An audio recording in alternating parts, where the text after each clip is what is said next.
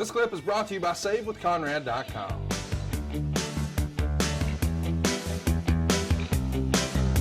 Waiting on Tony's technology to catch up because he does live in the backwoods of Marietta. I do want to ask Mr. Crockett, this is really the first year that we saw any departure from Greensboro. Starrcade 83, 84, and 85 had been a Greensboro only event. And in 86, we still have a show in Greensboro, and it is a sellout, 16,000 fans. Right. But now Starrcade is a two event show. We've also got the Omni, and we've got 14,000 fans there in Atlanta. Who had the vision for, let's make this bigger than just one town? Let's go beyond Greensboro. Let's go to the Omni. Jimmy and Dusty, they did. And, you know, I went, okay. I don't think they had an idea of what it was going to entail. You know, they just said, give it to Mikey, he can make it work. So I made it work. You know, but it was a challenge, you know, especially for them. You know, you have two people that want to be in control. And if they're sitting in Greensboro and their matches in Atlanta, guess what? You really aren't in control as far as the time. And so when that's the thing that was scaring me, is time as far as the individual matches and delay. We were using audio and communication on we call it the sideband of the uplink, back and forth to communicate, because they'd have like J.J. Dillon or Sandy Scott in Atlanta, and they were in Greensboro, or vice versa. So, you know, it was fun to listen to while I was in the truck.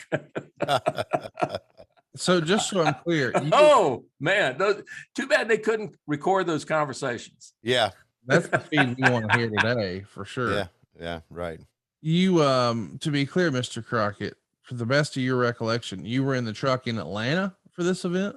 Yes. Yes. And Tony, where were you for this event? I was in Atlanta. I was in Atlanta, and I was one of the two announcers in Atlanta. The other guy was the kid from Central States. I can't remember his name, Rick something. He and I worked that show together. And I think it was Bob Cottle and Johnny Weaver in Charlotte doing the commentary. I believe that's the way it happened. And Mr. Crockett, you believe that Dusty and your brother, they were both in Greensboro? Yes. Okay. Yes. And see, they also had to take a plane from Greensboro to Atlanta.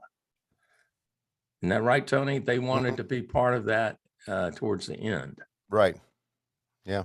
Yeah. So, and that, you know, is different too. Think about, you know, taking a plane, a jet, show. Doesn't matter what, Mm-hmm. and you want to take off, and are there delays? Is there weather? You know, and then that length of time, let's say it's at least an hour, you know, or more, they're in flight out of communication. Yeah. You don't think they had the pucker factor? Oh, Lord. More than usual. They always had the pucker factor. Yes, they did. Yeah. But more than usual. So, yeah, man. Some great stories about trying to get this on the air, and it worked, obviously. And as you can see, you'll be able to see from the graphics, and it was really old school stuff. I love old school stuff. I was just watching on YouTube yesterday morning, game 1 of the 1973 World Series, and just watching it for the graphics or the lack thereof, and how they did their broadcast back then. It's just amazing how things have changed. So, yeah. But talk about in the back, in the offices and the cubicles where the guys dressed and everything. One time I'm walking through back there. I don't know why I'm walking through, but I look and I stumble over Kamala, this 85, Kamala in full gear, laying on the floor, right? Yeah. With a cigar in his mouth. And I remember thinking, that vision is going to stay with me the rest of my life. And it has. Okay. And so if you're thinking, let's say that you got to go to work for Turner and they call you in for the weekend to do something and you got to go to your cubicle and wrestling's going on. And you go to your cubicle and there you see the giant Kamala all painted up with a cigar in his mouth. You're thinking, what the hell are these guys doing here? And why are they taking up our space? Right. Yeah. Yeah. And if you did come in, you couldn't get to your space because it was all occupied. right. And if you tried, Kamala, somebody would look at you and growl. Yeah. Right. Yeah. It's. Yeah. But 75 people, fans, that's all we're allowed in the Yeah. studio.